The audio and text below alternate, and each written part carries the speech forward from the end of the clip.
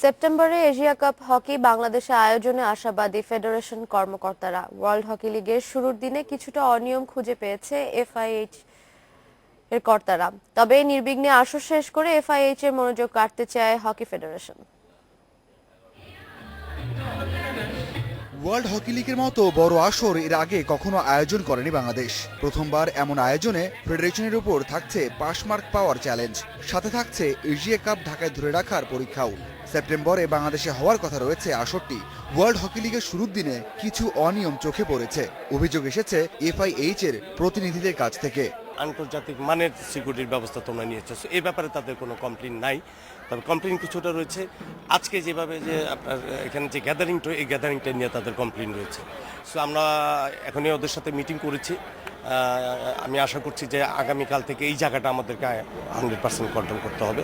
তবে এখন পর্যন্ত সার্বিক ব্যবস্থাপনাতে সন্তুষ্ট এফআইএইচ এর নিরাপত্তা কর্মকর্তা। এশিয়া কাপের মতো আসর আয়োজনের সামর্থ্য বাংলাদেশের আছে বলে বিশ্বাস তার।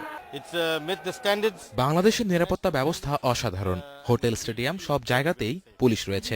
অনেক ভালো নিরাপত্তা দিচ্ছে আয়োজকরা। বড় বড় আসর আয়োজনে বাংলাদেশের সমস্যা হবে না।